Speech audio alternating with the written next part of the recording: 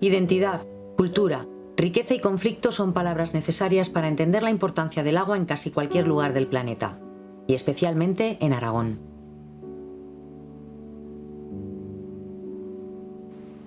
Los cauces de nuestros ríos y canales vertebran la vida en un territorio de paisajes tan contrastados como son el Pirineo, el desierto de los Monegros o la ciudad de Zaragoza.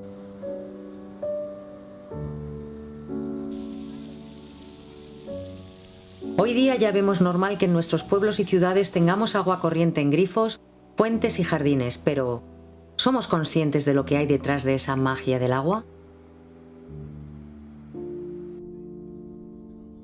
Antes de llegar a ese grifo del que bebemos, o tras ese desagüe por el que se va lo que no queremos, se esconde el trabajo de muchísimos profesionales que hacen posible el ciclo integral del agua en Aragón.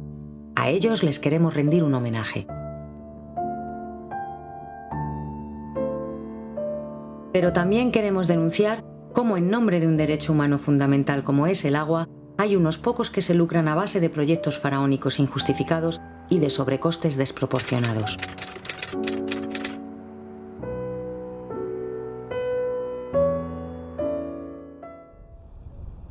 Bueno, como todos sabemos, el ciclo integral del agua en las ciudades tiene dos partes fundamentales, que es el abastecimiento, cómo potabilizamos el agua y llega a nuestras casas, y luego, después del uso que se le da, la necesaria depuración que necesitamos de esa agua.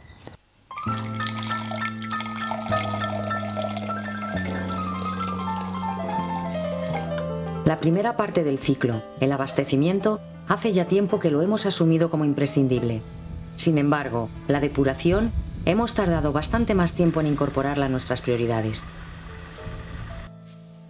Aragón es la cuarta comunidad autónoma en superficie, pero apenas cuenta con 1.325.000 habitantes, de los cuales la mitad viven en la ciudad de Zaragoza. A lo largo de la historia, esta ciudad ha asumido y se ha hecho responsable de sus competencias en el ciclo integral del agua.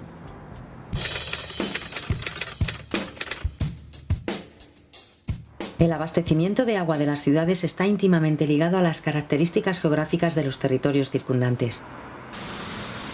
Zaragoza debe su abastecimiento principalmente a dos fuentes.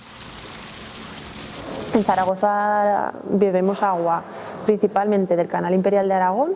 En segundo lugar, bebemos agua del Aragón a través del agua que nos llega de Illesa, y ya muy residual bebemos agua del Ebro. El primer punto de abastecimiento es el Ebro a la altura de Tudela, de donde se recoge entre el 50 y el 60% del agua que necesita la ciudad. Este agua se transporta más de 110 kilómetros por el Canal Imperial de Aragón, una obra hidráulica del siglo XVIII que en su día fue totalmente revolucionaria.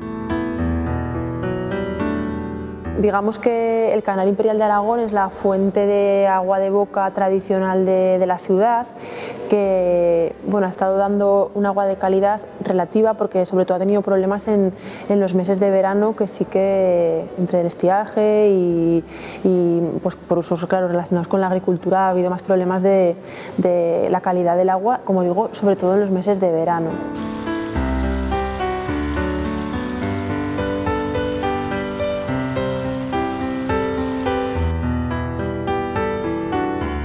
El segundo punto de abastecimiento es el desvío de agua del río Aragón con el embalse de Illesa. Este embalse es de sobra conocido por sus problemáticas de seguridad y realmente, a día de hoy, actúa como un desvío.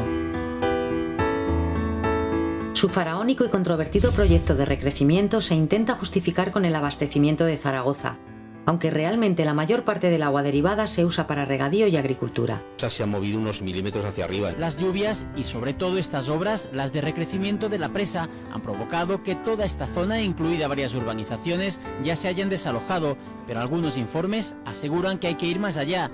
En menos de 30 minutos podría llegar la avalancha de agua hasta Sangüesa, 5.300 habitantes.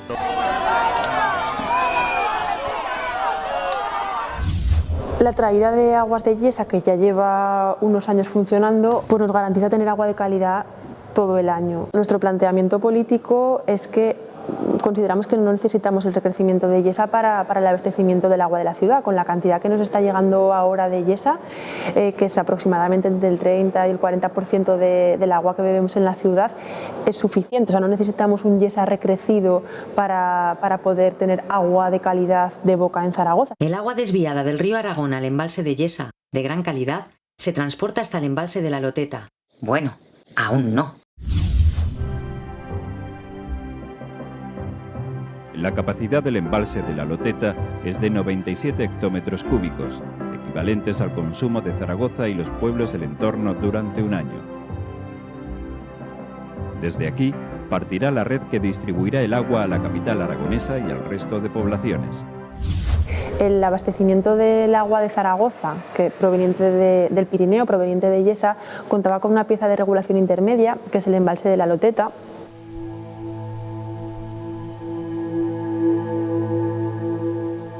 La Loteta pretendía almacenar los caudales sobrantes del invierno del canal de Bárdenas y del canal Imperial.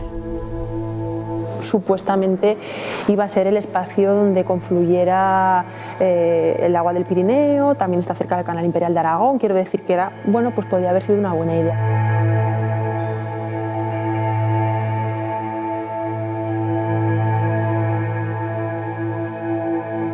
Advertimos desde la Fundación hace 12 años que la idea era buena y el lugar malo, porque era una cubeta salobre nadante de yesos. Se nos dijo que no había ningún problema. Hoy se certifica que la Loteta saliniza una proporción de sales y sulfatos hasta 4 veces superior a la que lleva el canal en los peores tiempos.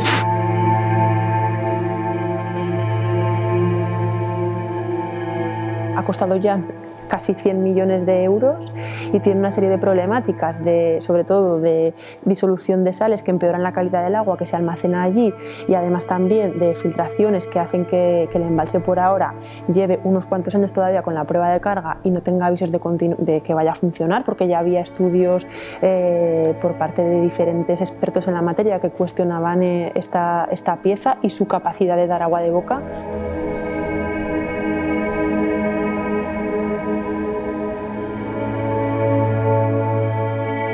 $100 millones de euros, lo que necesitaríamos para el Canfrán, tirados a la basura. Y ahora la Loteta, una lámina para hacer surfing.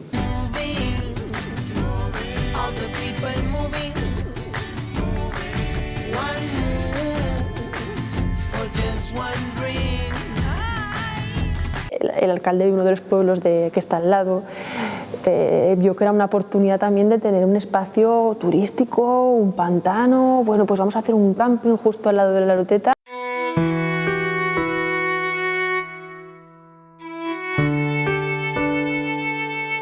Se pidió una subvención europea, se montó el camping y nada más montar el camping se dieron cuenta de cómo era agua de boca, según las normativas imperantes no podía utilizarse para usos lúdicos. Toda esa infraestructura de camping que se había montado con dinero europeo se acabó desmontando, nada más ser montada prácticamente sin estrenar. Al no dar esa calidad del agua necesaria, además al tener filtraciones, pues tampoco está sirviendo para agua de boca.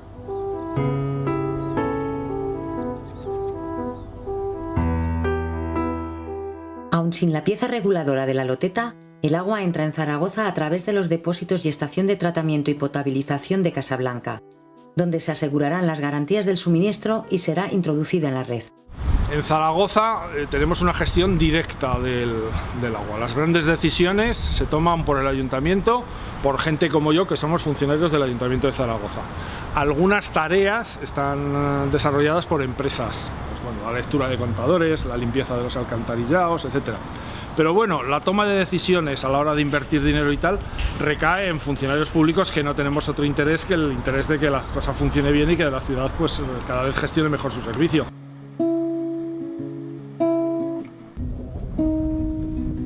En estos momentos estamos dando agua potable no solamente a Zaragoza, sino a otros 6 municipios del entorno. Entonces, pues bueno, pues estas pantallas que tenéis aquí representan trozos de la instalación con una serie de sensores, de medidores que permiten saber, pues bueno, pues en qué estado está cada uno de los elementos. En verano normalmente utilizamos mitad y mitad, 50% canal, 50% yesa, y luego pues en invierno pues normalmente 80% del canal, 20% yesa.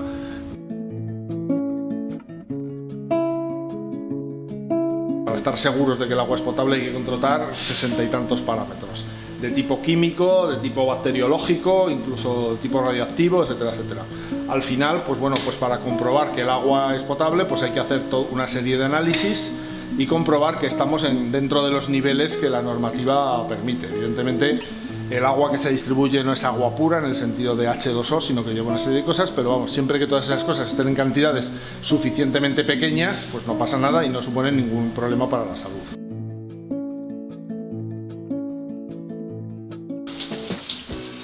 Tras el uso que los habitantes de Zaragoza le dan al agua, esta se ve modificada en su composición por suciedad, detergentes y compuestos procedentes del metabolismo humano. Esta agua residual contaminada va a la red de saneamiento, por donde será conducida a las dos depuradoras que operan en la ciudad, la Cartuja y la Almozara, donde será tratada. Una ciudad de las dimensiones de Zaragoza necesita concentrar todo el sistema de depuración de sus aguas en una pequeña superficie. Es lo que se conoce como métodos de depuración convencionales.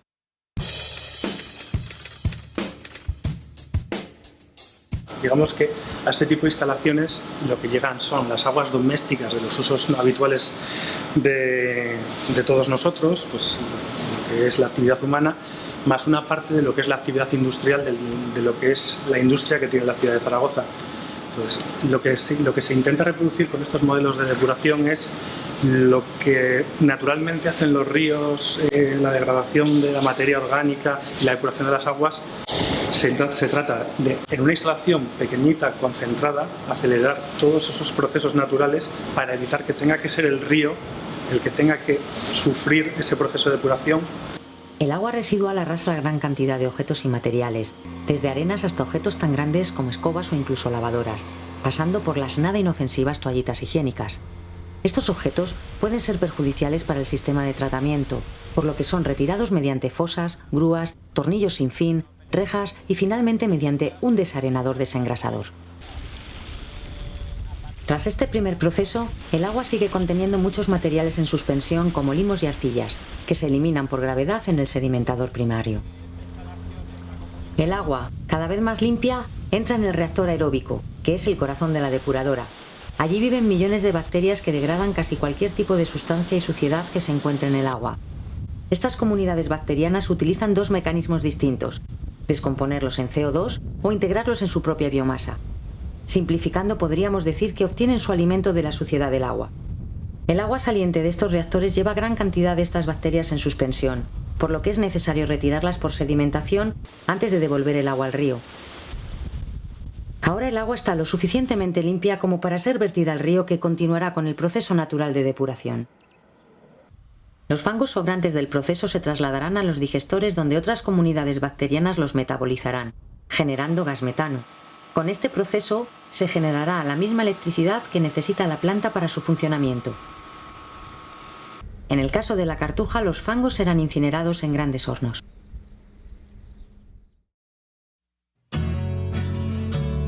La ciudad de Zaragoza lleva décadas gestionando su ciclo integral del agua y actualmente ha amortizado ya los costes de sus sistemas de abastecimiento y depuración, siendo su balance positivo en cuanto a la calidad del servicio y el coste.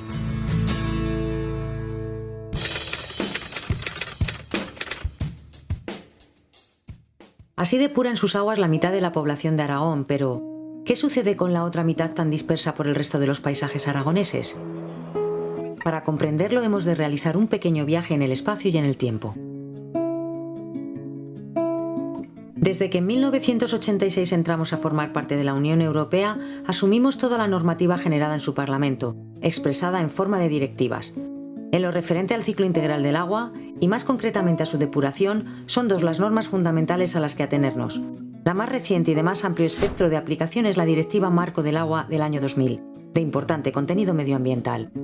La directiva, en efecto, asume un reto importante y es la de sustituir el paradigma de dominación de los ríos por el paradigma de conservación, el paradigma, digamos, de sostenibilidad.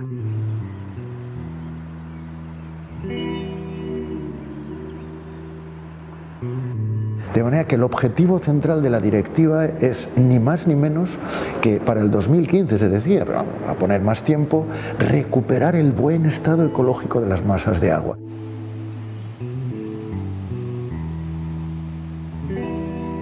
Que vuelvan a vivir los animales y plantas que vivieron antes de la barbarie hidráulica del hombre blanco, ¿verdad?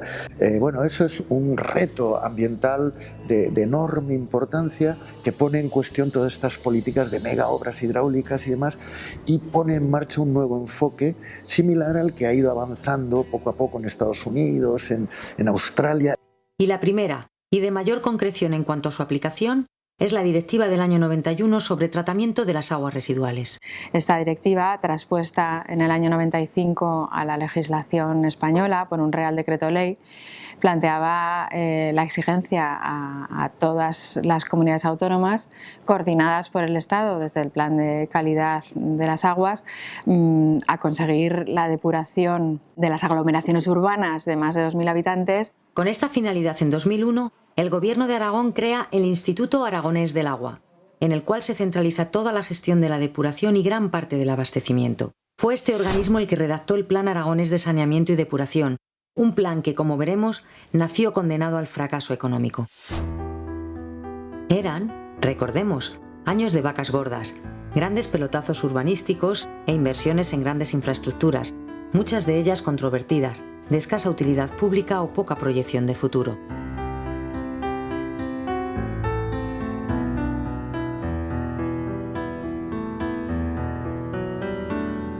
Todos queremos que los ríos de Aragón, nuestros ríos, estén más limpios y vivos. Gracias a ti y entre todos lo estamos consiguiendo. Ríos limpios, Aragón vivo. Instituto Aragonés del Agua. El plan se dividió en dos grandes frentes: el Plan Pirineos con sus 4 grandes zonas de actuación y el Plan Especial de Saneamiento para el resto del territorio aragonés con sus 13 zonas de actuación. Zaragoza quedó, desde un principio, excluida del plan ya que estaba al día en sus obligaciones en cuanto a la depuración. La división por zonas que plantearon anteriores gobiernos tenía por objeto el utilizar como base para las inversiones y la explotación de todas esas instalaciones de depuración necesarias el modelo de colaboración público-privada, la concesión de obra pública. Se agrupaban por zonas las instalaciones de modo que hubiera suficiente volumen de negocio para que un concesionario tuviera el interés de invertir y explotar esas instalaciones necesarias durante pues un plazo en el que pudiera recuperar la inversión y obtener el beneficio correspondiente. Saber que los ciudadanos tienen que pagar de una manera obligatoria el uso del agua y tener una concesión para 20, 25, 40 años es algo que no pone en riesgo tu capital y te asegura unos beneficios para muchos años. Y en el caso del agua es un elemento pues muy apetitoso. La depuración no es más que una excusa para mover el mundo económico en favor además de unas determinadas empresas, porque ese tipo de depuradoras no las puede hacer prácticamente ningún empresario de Aragón. Les hacen superempresas. Lógicamente, el modelo concesional con un paquete de obras de diferentes dimensiones hace que la solvencia técnica exigida pues sea alta, lógicamente. También porque pues tiene que ser una empresa que pueda prestar garantía de atender a las obligaciones del contrato durante ese plazo. Muy probablemente hubiera políticos al mando de la Diputación General de Aragón que quisieran realmente pues cumplir la directiva de depuración, cumplir que los ríos no estuvieran contaminados y tuvieran buena intención en ese sentido. No pretendo decir otra cosa, pero ciertamente otros lo que vieron en esto, como ha pasado desde el mundo empresarial, un sector importante, pero también desde el mundo de la política, ocasión para un buen negocio. Y un buen negocio en donde de paso se pueden hacer también negocios, vamos a decir, no legítimos y no legales, bajo mano, es decir, corrupción. La gestión política ha estado al servicio de los beneficios de la empresa privada. Beneficiando a unas superempresas todas de Madrid. Curiosamente, además, todas muy mezcladas últimamente en todos los papeles que están saliendo en las televisiones y en los periódicos, ¿no? Agua pura. La autonomía lo hace posible. En los últimos años se han invertido 1.700 millones de euros en la mayor actuación medioambiental llevada a cabo en Aragón, la que permitirá depurar el 100% de las aguas residuales dentro de 4 años. Hoy día, sabemos que el Plan Aragonés de Saneamiento y Depuración no se sostiene económicamente. ¿Cuáles fueron, pues, las claves para que tomara forma y se llevase a ejecución en un alto porcentaje durante los siguientes años? Bueno, pues las claves han sido, primero, dejar a un lado a los ayuntamientos, es decir, que no controlen, que no tengan ni siquiera la posibilidad de observar o de opinar o de dar alternativas, ¿no?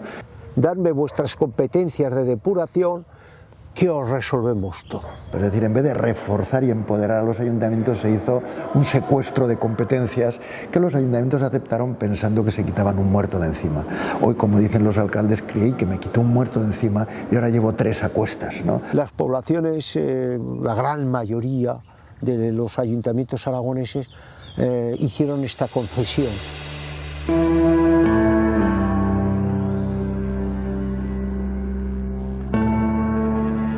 Pues fue un convenio voluntario, porque el ayuntamiento entonces estaba de acuerdo, de forma particular, por decisión unilateralmente, sin haberlo comentado con el pueblo, firmó un convenio y justo 6 meses antes de las elecciones. Lo dejaron todo muy atado.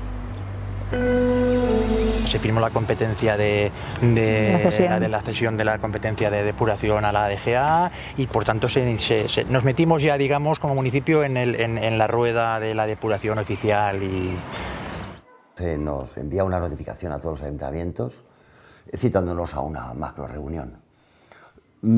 Toda nuestra zona, una amplísima zona, teníamos que ir a la ciudad de Teruel, ¿no?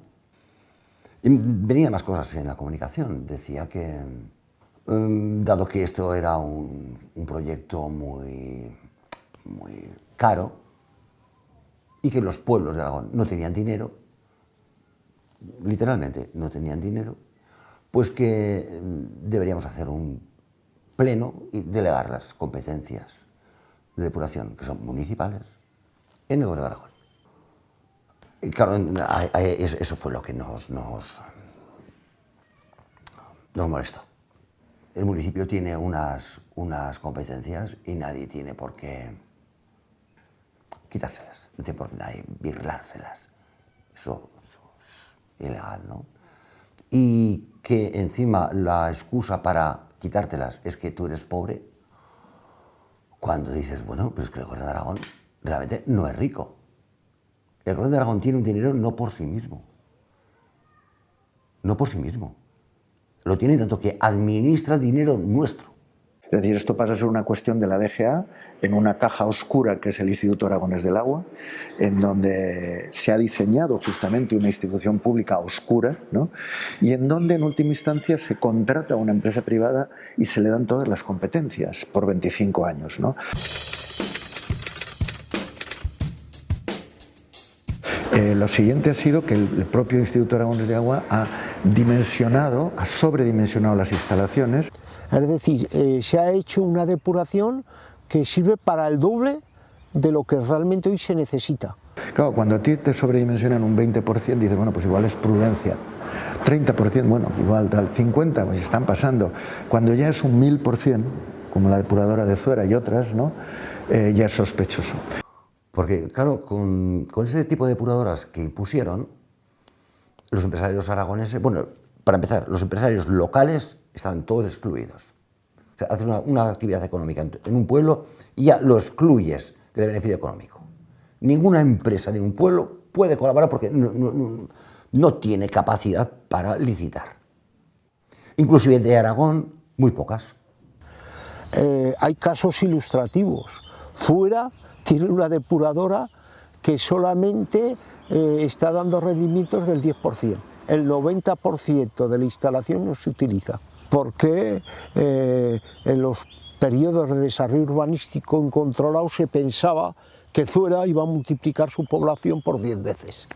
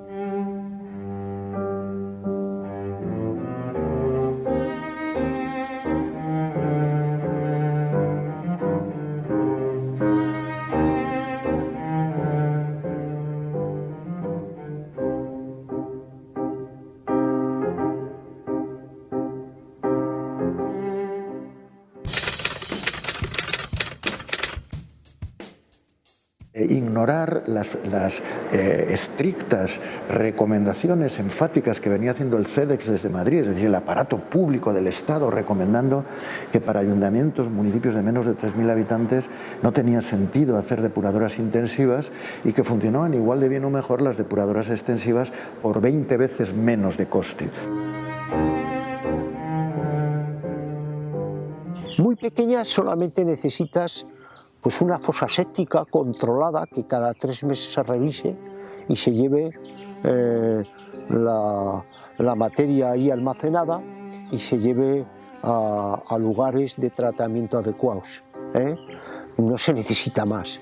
Y en aquellos con población intermedia de varios cientos de habitantes, pero que puede llegar a 3.000 habitantes equivalentes, se pueden hacer plantas extensivas de filtros verdes, en fin, hay varias variantes. El CENTA, cuando vino aquí, estuvimos viendo posibles emplazamientos de depuración. Estuvimos en Sahún, estuvimos en Eriste y estuvimos en Eresue. Y nos dijeron que con plantas autóctonas, que sería cuestión de estudiar qué plantas pues filtran bien y plantas autóctonas para que no se mueran con el frío. La depuradora de Favara, si no lo habían realizado, para un pueblo de 1.200 habitantes, supone consumir cerca de 1 millón de kilovatios de luz al año.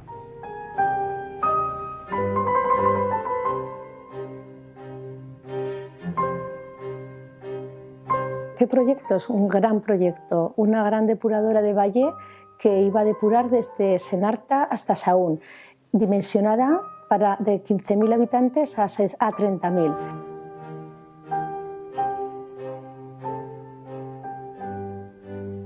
Bueno, vimos simplemente que el proyecto que el Gobierno de Aragón presentaba al Ayuntamiento de Ainsa era una barbaridad, era un disparate, absolutamente inasumible e inmantenible, dificilísimo de mantener. Por tanto, además nosotros creíamos que había alternativas muchísimo más válidas, muchísimo más baratas y igual o más eficaces que la que se planteaban. ¿Y el coste, la construcción de una depuradora sostenible? Pues yo creo que lo haríamos con 20 o 30.000 euros. Sí, o menos, el colector lo tenemos hecho. Es hacer una plantación de flores.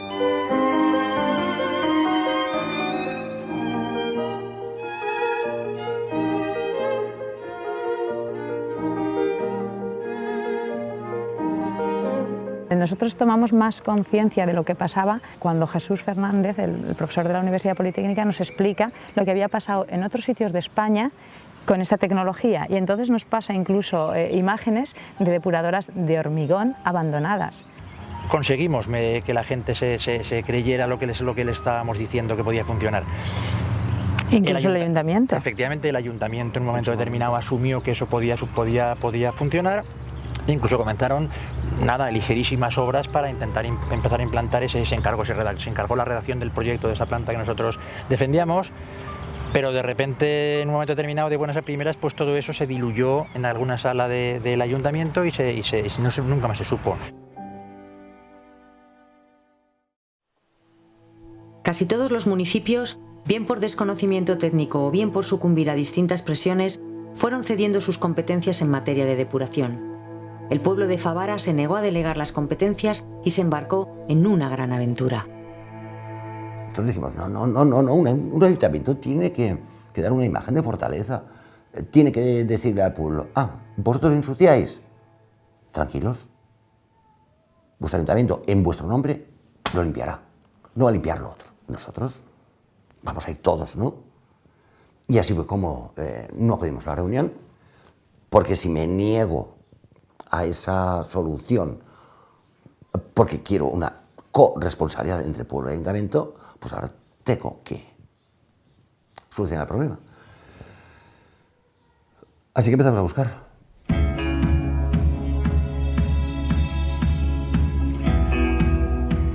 Empezamos a buscar por las universidades, a ver quién estaba investigando sobre estos temas.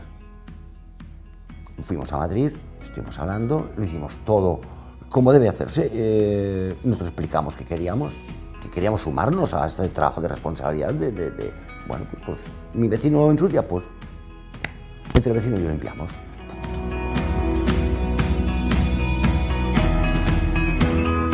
Y firmamos un convenio oficial con el rector de la Universidad Politécnica. Entre 2003 y 2004, todo este proceso, y para construirla en 2005, y a finales del año 2006 ya empezamos a depurar. Hasta ahora. Funciona. Funciona desde hace 10 años, funciona muy bien. Todo el pueblo nos apoyó cuando tuvimos que comprar, por ejemplo, los huertos que había aquí. Conseguir que todo el pueblo vaya a una, pues eso te da mucha fuerza. Y entonces cuando dijimos, bien, pero ahora hay que poner una tasa, tú. Ah, todos de acuerdo, claro. Y ya les explicamos, es mucho más bajita, mucho más pequeñita, que la que pone el Instituto Aragonés del Agua. Yo creo que venimos a pagar pues un tercio de lo que paga cualquier aragonés por el canon de saneamiento. Cuando tomas un proyecto así como resultante de un sentimiento de todo el pueblo, es que tienes mucha fuerza, ¿no? Y dices, pues yo sigo adelante, y nada se te pone nada se te pone por delante, ¿no? Y claro, es que es nuestra depuradora, es nuestra. Gira a la izquierda hacia calle Mayor. A día de hoy se han construido 188 de las más de 350 depuradoras proyectadas. La cuantía total invertida en el plan se desconoce debido al oscurantismo del Instituto Aragonés del Agua, aunque se sabe superior a 1.200 millones de euros. Muchas de las obras se encuentran paralizadas y sin visos de continuidad debido a la falta de financiación, y todavía quedan más de 170 municipios sin depuración. Tantos años de negligencias y corrupciones han dado como fruto la depuración más cara de todo el Estado y un sistema que se desmorona económicamente. Pero las grandes empresas nunca son las perdedoras. En el caso de la depuración en Aragón, ha llevado a que los costes finales de depuración por metro cúbico depurado sea, en algunos casos, 10 veces mayor que la depuración en comunidades próximas. Y hemos llevado una situación absurda y que nos sale muy cara. Pagamos 10 veces más de lo que pagan los navarros o los riojanos por un servicio similar no privatizado. A ver, el coste de la depuración, como de cualquier otro servicio, no se puede comparar sin más entre territorios autonómicos porque, como bien sabes, las circunstancias geográficas y de distribución de la población en esta comunidad autónoma son muy distintas de las de otras vecinas, como puedan ser Navarra, País Vasco o La Rioja. Nos podemos comparar con, pues a lo mejor con Castilla-La Mancha, con Extremadura.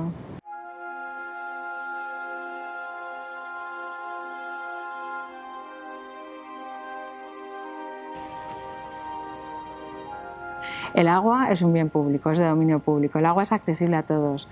El uso común general que dice la ley de agua es para beber, bañarse, abrevar el ganado. Bien, pero los servicios del agua es otra cosa. Tienen un coste y para que sean sostenibles tiene que haber una recuperación de los costos destinada a financiar el mantenimiento de esas infraestructuras. Y en cuanto a las de depuración, más de lo mismo. Europa es muy clara. Quien contamina, paga. Y nadie puede pagar lo que contamina a otro. A eso, por ejemplo, nos agarramos los de Favara para decir, yo no contamino, yo no pago, punto. El principio del polluter pays, del quien contamina paga, es que por el mero hecho de usar el agua se presupone que la contaminamos, y estaría muy vinculado al de la solidaridad, porque depures o no depures, tienes ese input en la contaminación y tienes que contribuir por ello.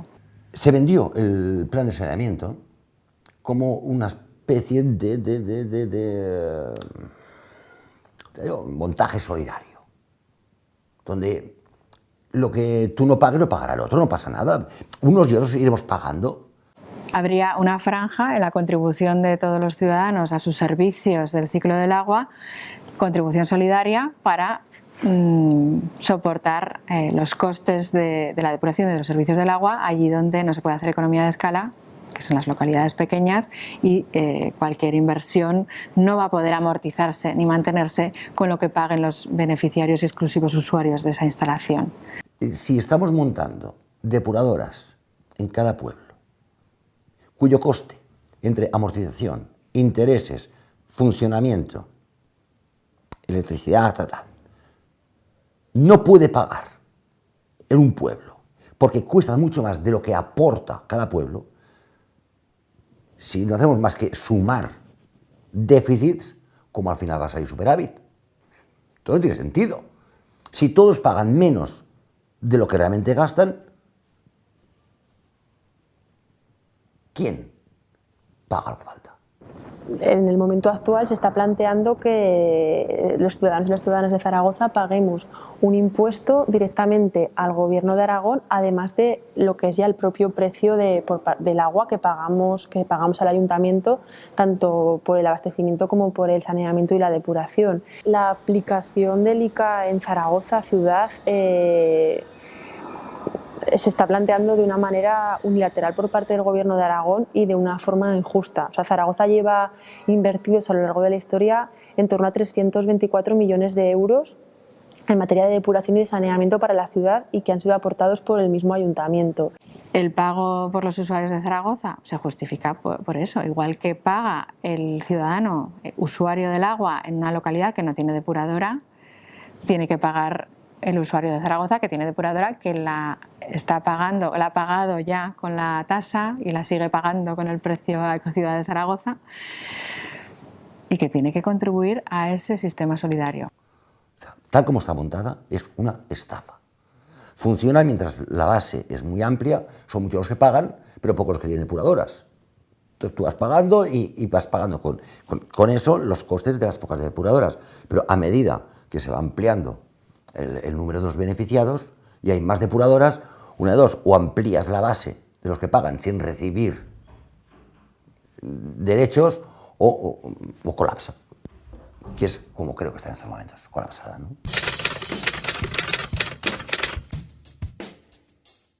En el caso del impuesto sobre la contaminación de las aguas, la cuota fija es muy alta.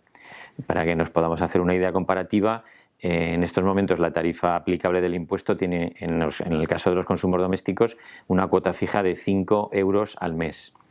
Mientras que en el caso de Zaragoza, por el ciclo completo, por abastecimiento, saneamiento y depuración de agua, la cuota fija mensual está en torno a 3 euros. Eso quiere decir que cualquier vivienda de Aragón sin consumir agua ya tendría que pagarle al Instituto Aragonés del Agua 60 euros al año. Yo entiendo que no es excesivo. Es algo que el ciudadano de a pie entiendo que puede soportar con relativa facilidad, además teniendo en cuenta que el ICA tiene una faceta social que permite eximir del pago del mismo a quien está en circunstancias de exclusión social. Digamos que el negocio oscuro de la cueva de Alibaba, de esta privatización, lo pagarán los zaragozanos en el recibo del agua, hombre, subiendo de manera notable, pero una cantidad que podrán pagar y que pagarán, entre otras cosas, bajo la cobertura de la ignorancia y de una gestión oscura, porque nunca se ha pretendido clarificar estas cuestiones tan evidentes. Y por otro lado, como impuesto ecológico que es, asociado también al consumo, fomenta un consumo responsable.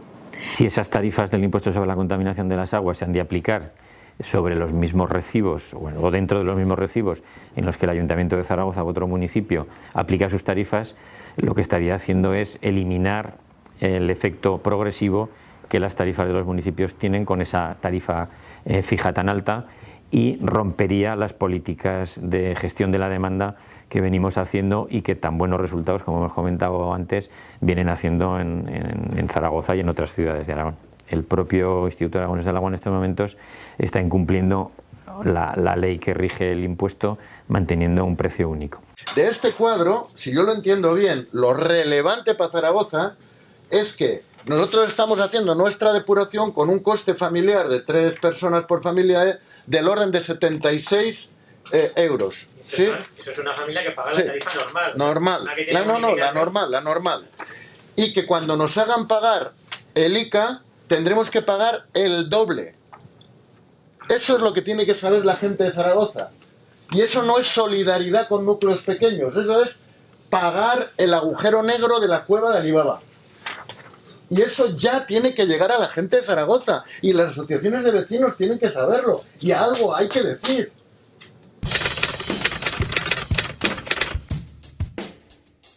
Primero, que se tenga en cuenta el ayuntamiento y que se siga respetando la competencia en materia de saneamiento, que es una competencia municipal. Y segundo, que queremos que en cualquier caso la aplicación del ICA se ligue a la auditoría del Plan Aragonés de Saneamiento y Depuración, porque es un plan que ha sido muy opaco, que tiene muchísimos oscuros, muchísima oscuridad a su alrededor.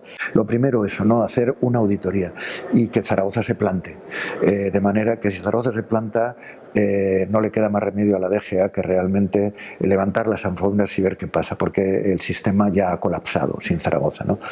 Entonces, decir, pero bueno, ¿a qué se deben? ¿Dónde están estos resultados? Porque no los conocemos, y el Ayuntamiento de Zaragoza lógicamente está dolido porque no se le dan estas cuentas claras. Lo siguiente sería, en efecto, una vez clarificadas las cosas, pues yo creo que nadie se opone a ser solidarios a nivel de Aragón y que Zaragoza pague, al haber más población, una mayor proporción de lo que ya sea inevitable pagar. Pues si en Zuera hemos hecho una depuradora 10 veces más grande de la cuenta, no pueden pagarla los de Zuera, tendremos que pagarla entre todos. Pero allí donde todavía no hemos hecho nada, cambiar radicalmente el enfoque hacia la depuración extensiva, lo cual nos va a ahorrar mucho en el futuro, ¿no? Y en el presente. Y por último, pedir responsabilidades. Aquí no se pueden ir de rositas los sinvergüenzas que nos han llevado a esta catástrofe, ¿no?